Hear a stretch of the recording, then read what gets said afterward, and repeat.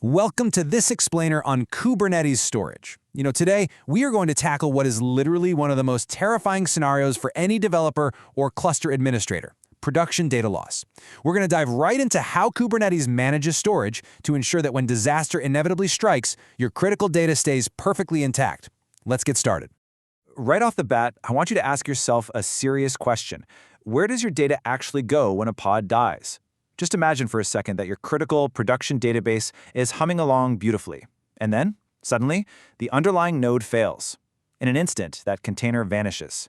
If you haven't set up your storage architecture exactly right, the data inside that container, it vanishes right along with it. Gone. So here is our roadmap for today. First, the ephemeral pod problem. Second, PVs and PVCs explained. Third, access modes and reclaim policies. Fourth, automating with storage classes. And finally, number 5, CSI drivers and snapshots.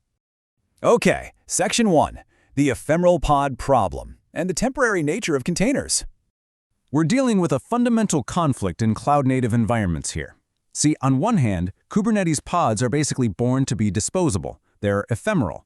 The docs even explicitly state that a pod is never actually rescheduled to a different node. Instead, it gets entirely replaced by a brand new, near-identical pod with a totally different ID. But on the other hand, your persistent data is durable. It's irreplaceable. It is the lifeblood of your production environment. If you just rely on standard volumes that share the exact same lifespan as the pod, well, when the pod dies, your volume is destroyed and wiped clean. Now, for a stateless web server, totally fine. But for a stateful database, yeah, that's an absolute disaster.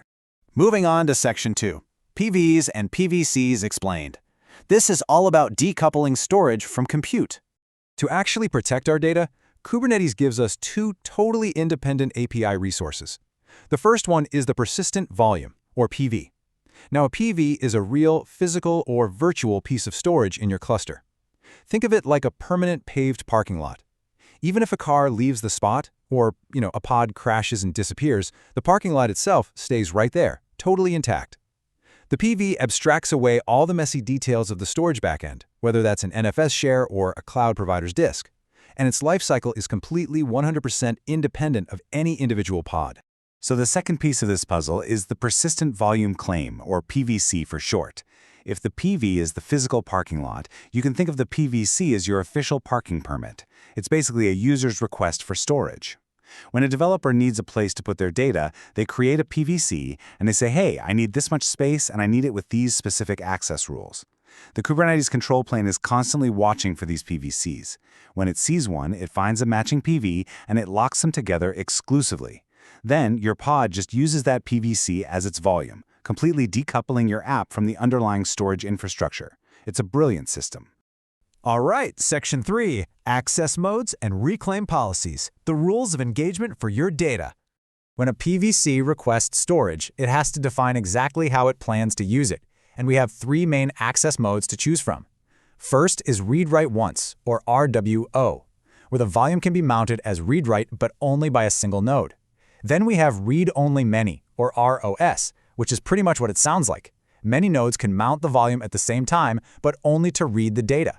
And finally, ReadWriteMany, or RWX, where multiple nodes can read and write to the volume simultaneously. Grasping this is super important because different backend providers have different limitations. Like your standard cloud block storage will probably only support ReadWriteOnce, but a network file system, that might give you full ReadWriteMany capabilities.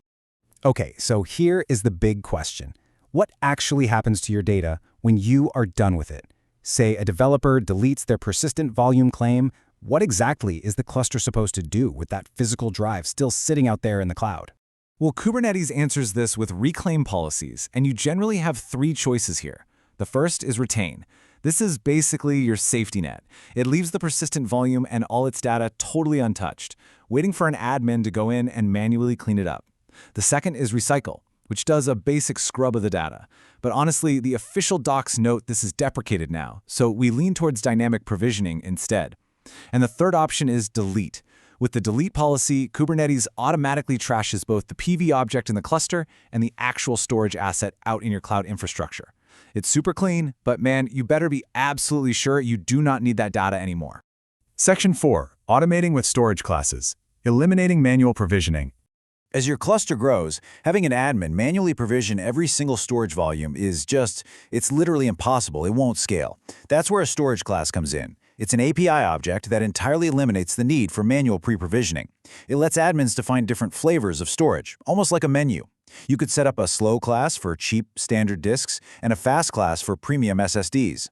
Every storage class points to a specific volume provisioner and a set of parameters. So end users don't need to know anything about how the storage backend actually works. They just order the flavor they want from the menu. And this creates such a beautifully automated workflow. Here's the step-by-step. Step 1, your pod creates a PVC, but this time it explicitly asks for a specific storage class by name. Step 2, the cluster catches this request, looks at the storage class, and instantly triggers the associated volume provisioner. Step 3, a brand new PV is spun up dynamically on the fly in your cloud environment, and it is immediately bound to your PVC. Zero manual intervention. It's totally automated, massively scalable, and just incredibly efficient. And finally, Section 5, CSI drivers and snapshots. Let's look at modern cloud storage and backups. To make all this dynamic provisioning work seamlessly across a bunch of different environments, Kubernetes relies on the Container Storage Interface, or CSI for short. These CSI drivers act as a standardized bridge between your cluster and external storage vendors. You'll commonly see CSI drivers for things like AWS Elastic Block Store, GCP Persistent Disk, or Azure Disk.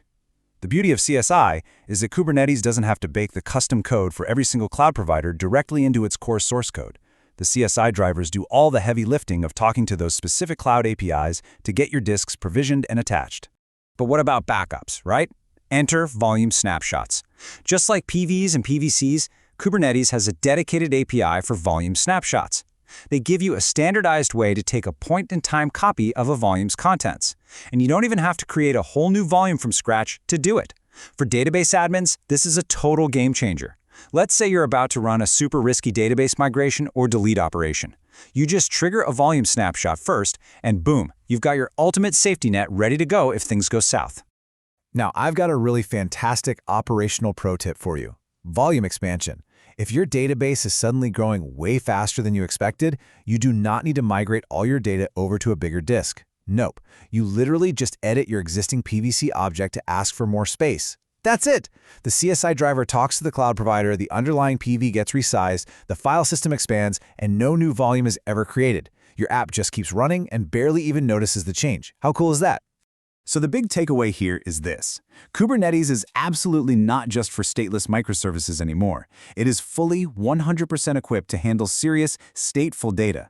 By leveraging PVs, PVCs, and dynamic provisioning with storage classes, you are building a rock-solid foundation that keeps your most critical information completely safe, even when your individual pods crash and burn. I'm going to leave you with this question to chew on. Are your stateful applications truly decoupled from their ephemeral pods? Seriously, I highly encourage you to go audit your own cluster deployments today. Take a look at your PVCs, double-check those reclaim policies, and make sure your data is actually safe. Thanks so much for joining me for this explainer, and keep